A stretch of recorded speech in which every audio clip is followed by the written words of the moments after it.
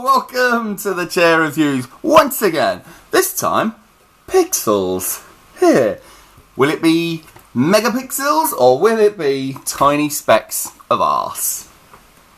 Let's find out, shall we? Let's find out. Pixels. Oh, great things. Sorry.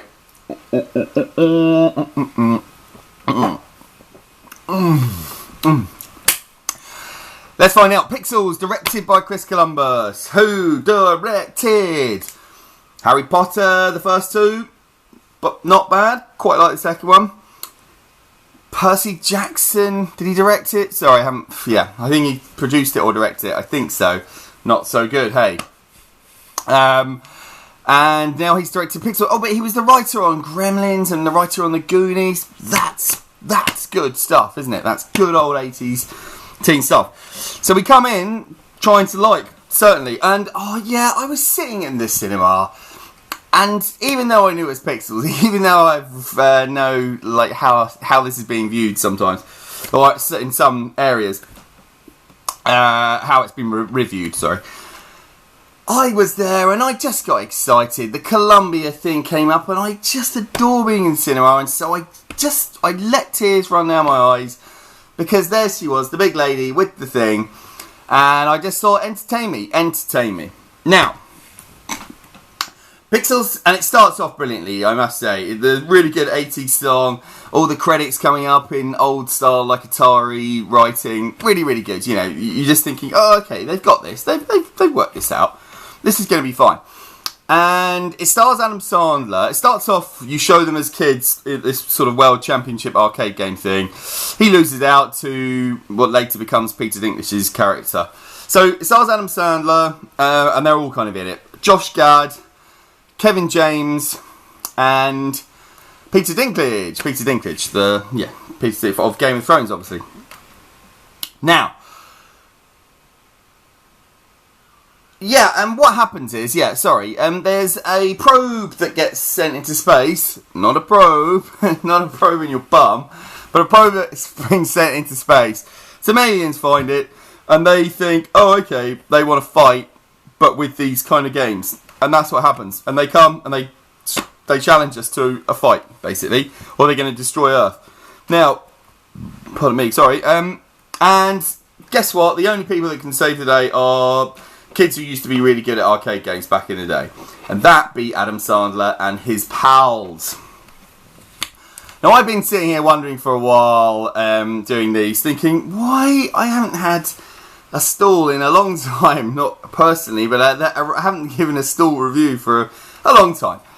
But I shouldn't have worried. I thought it was going soft. I thought my stalls were soft, but I shouldn't have worried. Because along comes Adam Sandler. He's a gift. Now, with the exception of Punch Drunk Love, maybe Happy Gilmore, he just makes bad films. And his Happy Madison brand came right after the Columbia thing, and after the Columbia insignia, and I went, oh yeah, but remember that's there. And he's come up trumps because he hasn't let me down at all. The reason I haven't been giving out stalls, I think, is because sometimes a film I don't enjoy so much, but you think, well, look, they've put the effort in, I can see what they're trying to do, maybe it hasn't worked quite so well. This is lazy, smug, it's the performances. And a little bit Chris Columbus's direction, or the story anyway, because it's somehow, remember watching Wreck-It Ralph and you're just looking at all the little things going, ah yeah, look what they've done there, oh that's brilliant, look at that touch there. A bit like Pixar films, you know, they think these things through and every little idea comes through. With this, they've got a central idea and they've gone, well, that'll do, who gives a shit about anything else? We'll just have the aliens coming down, we'll just have that. And that'll be fine. And what we'll do, we'll have Adam Sandler throwing in this lazy performance where and commandeering the film, so that instead of getting all these thoughtful things, instead of going to different areas and creating some tension or creating some story, you just have Adam Sandler trying to get the girl, which is Michelle Monaghan, I should have said, who I really like in things like Kiss Kiss Bang Bang. But in here, she's kind of, well, she's just reduced to the oh, guess what? At the beginning, they kind of fight, and then Adam Sandler charms her. He charms her with his lazy shit face. Apologies, but yeah, he doesn't do anything. there aren't really any jokes in this. There's a couple. Peter Dinklage, okay, he kind of says it. Because he's an arsehole, he's a real wanker, and that's kind of funny. But the rest of them, Kevin James is playing the president, and he's his friend. He's such an absence of talent. This guy, he's Paul Blart Mall Cop. And he's just an absence of talent. You're just going. It's just because he's his mate. It's just because he's Adam Sandler's mate. That's the only reason he's in. And they were in Grown Ups, the film you want to punch, the film you would punch and maybe do time for. You know. Yeah, and Josh Gad, who is a shouting man. He spends 50% of his scenes shouting. He has a couple of funny lines about conspiracy theories. I'll admit that. And yeah, I think he can be good, Josh Gad. I've never seen him in anything good. He's the snowman in Frozen, isn't he? So that's good. It just wasn't him on screen. But yeah, when I see him, I kind of think, oh no, you're one of these guys that's just making these shit films. They have made a shit film here. It's not without its pluses, I'll say that, because some of the effects, particularly the Centipede battle, is a highlight for me. Oh, and the Pac-Man chase. The Pac-Man chase is where it almost offers up something, almost offers up some ideas, but it abandons them in favour of Adam Sandler, essentially. Just a chance for him to be the hero again. As does the Centipede battle. You're thinking, oh, this could be good, but no, let's just have Adam Sandler just saying, oh, I'm the only one that can do this. Because he's Captain Ruin. It's just a film that you're watching it just going, why isn't this good? And it is for those reasons I've mentioned, because of the performances, really. Because they've just thrown the film away in favour of themselves.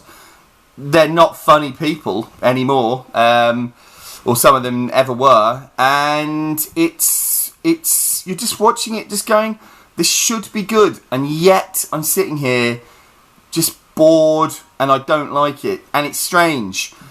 And that's it, really. I feel a bit sorry for Chris Columbus. It is a stall. Woohoo! But it's not the worst film in the world. You know, it's not Taken 3, but it's just the laziness of the performances, and just throwing away a really, really good idea. Really, it just never goes anywhere beyond the principal setup. It's just all.